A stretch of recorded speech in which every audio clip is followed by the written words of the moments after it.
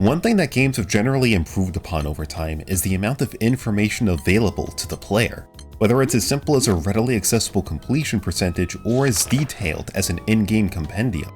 Nowadays, there's tons of tangible methods of measuring progress in a game, making it easy to know whether you've done everything and can move on. But there's also something to be said for having too much information. Knowing too much can sometimes undermine a game's sense of discovery, taking optional content that you naturally want to seek out and turning it into a glorified checklist. Something done more out of obligation than an honest desire. Even something as simple as the empty space in your inventory can serve as a reference point for how much game is actually left. This isn't really an issue for games where collecting things is either the point or a supplementary element, but for games where exploration and discovery are the focus, having a surplus of information is definitely convenient, but it can strip away some of the mystique and wonder from these games. But what if there was a game that intentionally did the opposite? A game that has no completion percentages and deliberately keeps the player blind to its overall length and content? That is Angeline Era, the newest game by Analgesic Production, and one that deserves to be in the conversation as one of 2025's best games.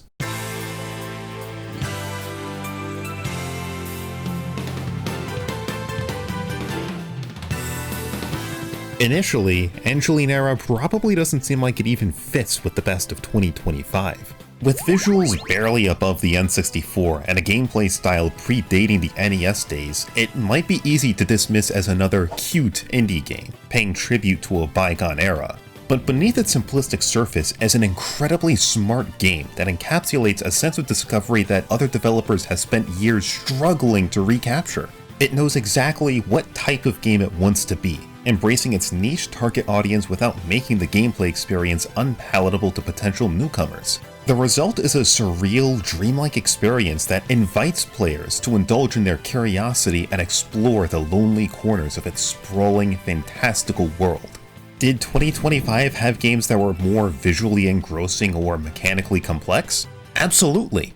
But a game is more than just the basic sum of those elements, and Angeline Era's hands-off approach to player-driven discovery made it one of the most engaging and unique games that I played all year. Angeline Era isn't the game for everyone. Fans of more casual or conventional action RPGs might not be completely on board with Angeline Era's combat or direction, but for fans of the eccentric and those who cut their teeth on 2D Zelda, old-school Ys, or their contemporaries, Angeline Era is a must-play. Angeline Era follows the story of Tetsu Kinoshita, a kind-hearted young man who finds his way to the far-off land of Era. The country has recently become a melting pot between three main races: humans, angels, and the Fae. Unfortunately, tensions run high between the angels and the Fae, clashing as they work towards their own individual goals. Tetsu finds himself caught up in the midst of their power struggle, having been summoned to Era by one of the angels. Knowing only that he was called to find a number of bygones scattered throughout the land, Tetsu trusts that it's his God-given purpose to bring peace to the land of Era. These opening moments are when Angeline Era's story is at its most direct, introducing the gameplay essentials and setting the stage for an adventure that pulls from a well of influences, including Irish folklore, Celtic mythology, and Christianity. However, it's not long before Angeline Era's story is relegated to the backseat. Major story developments still unfold in key areas, but much of the game's world building is conveyed through stray dialogue and flavor text, found by simply exploring the land of Era yourself. It's not a unique approach to storytelling, as even the most casual Souls fan will be quick to point out, but what separates Angeline Era from its contemporaries is the writing, which walks a careful tightrope between serious and whimsical. Its characters and dialogue are written with a personal touch that feels sincere and tender without coming off as heavy-handed. At the same time, the game isn't afraid to veer into the absurd, eccentric, and silly, usually at the player's own expense. And it's not easy striking that perfect balance between these emotional extremes. Mood whiplash is a very real thing. Absurd moments meant to add levity can sometimes work too well, inadvertently taking away from the weight of the story. どうやら電撃を放つ体力も残っていないご様子。ここは黒子が隅々まで見てさすって癒してあげますの。Execution is everything, and Angeline Era smartly keeps the gap between those extremes small. Its writing is very reserved, with comedic moments rarely coming off as obnoxious or loud, which makes the game's more introspective and hard-hitting moments feel that much more personal. The soundtrack can best be described as ethereal, with gentle percussion, synths, and strings coming together to create a distinct sound that perfectly complements the tone of a given moment. Its visual style is reminiscent of the N64, Dreamcast, PSP, and early PS2 all at once, with a world decorated in soft hues and pleasant palettes. There's an elegance to its simplicity, and a clear amount of technical artistry went into making each of Angeline Era's different regions and levels feel distinct. It serves as proof that simple lighting techniques and careful camera angles can elevate even the most basic of elements. It's this dreamlike quality that really ties Angeline Era's world together, blending the contemporary with the fantastical, the silly with the sincere, and the light-hearted with the unnerving. You'll never know which direction the game will go in next, and a large part of that plays off and feeds back into its structure, with Angeline Era's pacing and direction being almost entirely player-driven. Angeline Era's gameplay is primarily divided between two different sections: top-down levels where the bulk of the gameplay takes place, and an explorable overworld connecting these levels together. It's actually pretty similar to Zelda 2, which has 2D levels, towns, and dungeons all connected by an explorable overworld. But unlike Zelda 2, Angeline Era's level entrances aren't marked on the overworld. You have to scour the field for any conspicuous spots and search for them yourself. Believe it or not, this is actually the single biggest mechanic in all of Angeline Era: searching. The basic act of searching is mapped to a single button press, prompting Tets to search the ground beneath him for any potential secrets. If there's nothing to be found, you don't lose much for trying. But if the search spot has a level entrance, you'll be whisked into a brisk minigame to unlock and access the level. Now, it may sound simple, and that's because it is. Searching is a genius mechanic because it's simple. Because it's a universal mechanic in the overworld and the levels themselves, Angeline Era can cleverly hide its secrets in plain sight without ever changing the solution. There's definitely an argument to be had that the original Legend of Zelda's philosophy towards secrets is more pure than that of future entries, where bombable walls and other hidden secrets were made so obvious they barely constituted real discoveries. You could also make the counter-argument that Zelda 1 secrets were too obtuse and well hidden, even with the vague hints offered by the game's scattered NPCs. Angeline Era splits the difference between these two schools of thought, with some secrets telegraphed through conspicuous level design, while craftier ones are hidden beneath layers of misdirection. You never have to worry about items you don't have or entrances hidden by the most arbitrary actions. There's only ever one solution to find these secrets. It's the same button every single time. And if searching doesn't turn anything up, maybe you're not just looking in the right spot. Nothing in Angeline Era is done arbitrarily or without reason. Everything is intentional. What you stand to gain from searching includes new levels, hidden treasures, and a few other things I'm not gonna spoil. There's no reason not to indulge your curiosity if something seems off to you, because there's nothing to lose and everything to gain. Searching is arguably Angeline Era's smartest and most well-implemented mechanic, bolstered by the game's non-linear progression. Though the overworld is open-ended, its branching paths aren't immediately accessible. Clearing levels is required to unlock parts of the overworld, revealing bridges or removing blockades from the main road. Sometimes it's as easy as simply reaching the end of a level, but other times the road ahead might be hidden elsewhere. Between this and the lack of any other key items, Angeline Era's progression is very open-ended. Though you have to scour levels to search for bygones, their locations aren't initially marked on the map. As long as you can unlock the path ahead, you're free to go pretty much anywhere. And the bygone locations aren't the only thing Angeline Era hides from the player, as the game goes out of its way to obfuscate and even withhold convenient information. These are not accidental or archaic design choices either. They're clearly in service of preserving the sense of curiosity and discovery that Angeline Era has worked so hard to instill in the player. Sure, it looks like you're done with an area, but are you really? There's also something to be said for the freedom offered through the absence of this information. Some games are a bit too good at reminding you about all the optional content you could do, almost like you're being actively conditioned into doing them. Like, yeah, I want to make progress, but do you see all these side quests? I gotta get them out of the way first, they're right there. Angeline Era completely sidesteps that feeling simply by never divulging the full scope of its content, preserving that genuine want to explore. I'm gonna be honest, playing a brand new game that didn't feed into those feelings of missing out and allowed me to blindly progress at my own pace felt liberating. Giving the player optional things to do is easy. Convincing them that it's okay to miss things is almost impossible. Angeline Era is willing to let the player freely engage with the world on their own terms, but nothing is ever truly impassable. By keeping the language of these secrets consistent, the game can constantly reward curious players with an abundance of discoveries, without burying them beneath a myriad of obtuse, arbitrary solutions. And part of why this all comes together so well is thanks to the game's expertly paced levels. Angeline Era's actual stages are very bite-sized, usually lasting around 5 to 10 minutes on average, with a healthy amount of variety spread throughout the game. Zelda is, once again, an easy reference point, with most of Angeline Era's levels using a top-down camera perspective and segmented, room-based design filled with enemies and locked doors. But not every level plays out like a mini Zelda dungeon. Levels could be top-down or side-scrolling, action-packed or puzzle-centric, wide and flat, or tall and claustrophobic. Sometimes the goal is as simple as killing enemies, and sometimes you'll have to do some careful platforming.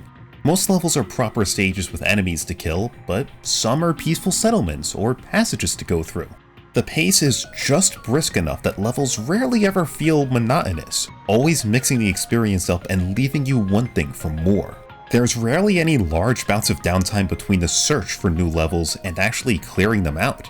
It's a game that lends itself really well to playing in small bursts, to the point I'd argue that Angeline Era actually feels kinda like a long-lost PSP or 3DS game.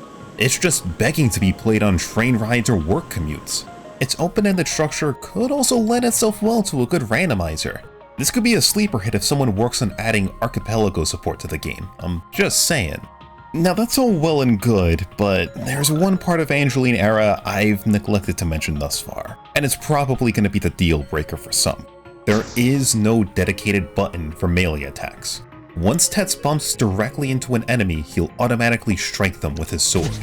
Yes, Angeline Era uses bump combat. Now this combat system isn't actually innovative in itself. Bump combat was actually a mainstay in Japanese RPGs on PCs around the 1980s, born at a time when action RPGs and their battle systems were more rudimentary. Even a cursory glance can reveal how these different games gradually iterated on a battle system that was essentially born out of limitations. While bump combat eventually fell out of style, there's a reason why some games still used bump combat even after the blueprint for manual combat was written out. Though born out of technical limitations at the time, these games were all carefully designed around bump combat, and Angeline Era is no exception, showcasing what an action RPG might look like had bump combat continued to evolve into the modern era. Angeline Era leverages a lot of small choices to make for an engaging battle system that's genuinely enjoyable on its own merits, though the bulk of these decisions involve the absence of extraneous combat mechanics. In Angeline Era, you either bump into an enemy to do damage, or you outmaneuver them. That's it. Though you can find a few treasures that offer more combat options, and can even help trivialize a couple combat encounters, there's no getting around how unabashedly honest Angeline Era's combat is. While this makes the combat system fundamentally simple, that doesn't make it mindless. Between its varied level design and plentiful enemy roster, Angeline Era has all the tools to ensure that how you go about bumping into enemies is always different, as they'll often have wildly different roles in battle. These enemies are simple, but it's how they're placed in levels together that creates all these different scenarios you have to solve. Sometimes you'll have to go out of your way to intercept enemies directly, while other situations will call for dancing around enemies until you get that perfect opening. Angeline Era is smart, frequently littering rooms with overwhelming enemy formations of all types. Figuring out how to outmaneuver different enemy types and clearing out rooms can be a small puzzle in itself. A good action game lives and dies by its enemy variety, and Angeline Era understands this. It can and will mix up enemy formations to inconvenience or annoy you as much as possible. At no point was I ever really bored with Angeline Era's gameplay. It's simple, but the varied enemy roster and crafty level design consistently kept every combat encounter engaging. Having played through Angeline Era on hard mode, it can get overwhelming, but Angeline Era gives you plenty to level the playing field, with supplemental long-range options to help take the pressure off in combat.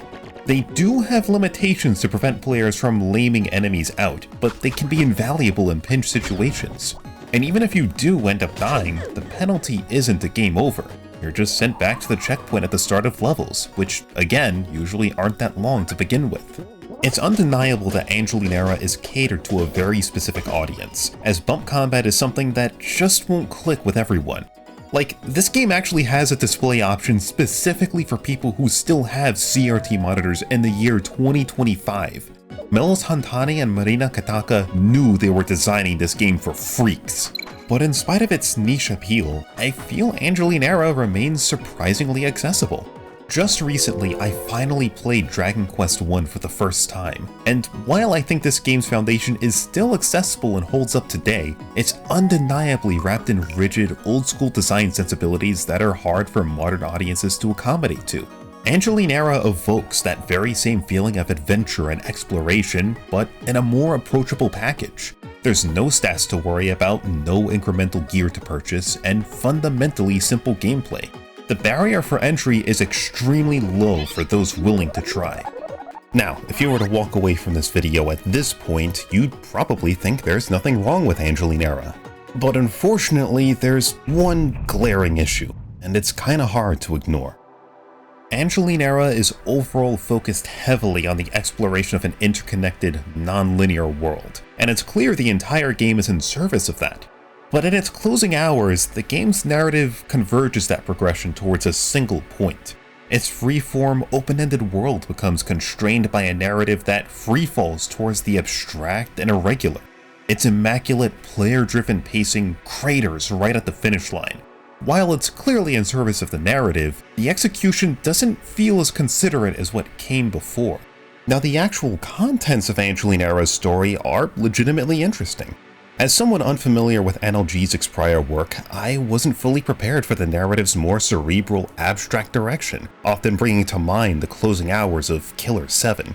Angeline Era's themes and meanings similarly extend an invitation to open interpretation, encompassing a broad range of subject matter.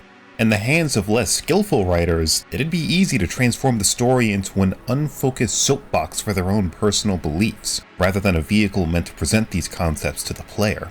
Thankfully, Angeline Era avoids this pitfall, exploring these heavier themes with an approach that feels like a logical progression of what came before. Though I doubt everyone will be able to fully appreciate the story's direction towards the end, it's what further cemented Angeline Era as one of the year's most memorable releases in my eyes. It's just a shame the actual game around it is easily one of the weakest parts of Angeline Era, with sluggish pacing and little of the gameplay loop that made the game so engaging to begin with. It's not the only part of the game where the pacing suffers, but it is the only one where too much of the game is sacrificed for the sake of its narrative. Though I don't think Angeline Era's final few hours take away from the 20 which it preceded, it's the only real blemish on what is otherwise a fantastic experience. Angeline Era just isn't the type of game that comes along very often. In spite of its challenge and secrecy, it's a game that wants you to keep pressing forward and see more of what it has to offer. All you have to do is just bump into enemies and hold one button to find secrets. The barrier for entry is way lower than other games going for similar ideas. Though Angeline Era was influenced by many other titles, it manages to capture their essence without feeling outright derivative of them. Sometimes, it feels too much like some indie developers try to fill gaps left behind by other developers, or follow their inspirations so closely that their work doesn't have a strong original identity of its own. Angeline Era not only manages to pay tribute to a bygone era of gaming, but truly feels new and original all the while, and that's after seeing its influences literally listed in the credits. It's the same feeling I got when I played the demo for the Big Catch Tackle Box in 2024, despite its inspirations being abundantly obvious. It's also worth pointing out that I was given a review code for the purpose of this video. But not only did I already plan on buying Angeline Era anyway, I straight up enjoyed it enough to start gifting it to other people. So no, Analgesic hasn't screened a single second of this video. I really do think Angeline Era is a game more people should know about. Because in a time where creative expression in the medium is in a chokehold between the AAA gaming industry and the rise of generative AI, games like Angeline Era are more important than ever. It's a game that feels profoundly personal, from the mischievous ways it pranks the player up to its solemn, introspective musings. This also extends to Angeline Era's entire philosophy towards secrets. The abundance of secrets isn't in service of a cryptic experience or to simply offer a greater volume of content. They're bonuses, extra little discoveries that enrich the experience and make your first playthrough distinct from everyone else's. A little something personal you find along the way, or something that's just there for fun. It harkens back to the days when secrets were more commonly treated as a little something extra for players willing to go the extra mile, a time when those secrets could be shared by fans, encouraging others to pick up the game again and dig a little deeper. All of this makes for an experience that I'd personally consider to be a video game in its purest form. A game that's dense, playful, and wants nothing more but for you to go out there and get lost on an adventure and experience everything it has to offer at your own pace. Because at the end of the day, Angeline Era is more than the joys of discovery. It's a game that's just as much about what you leave behind along the way.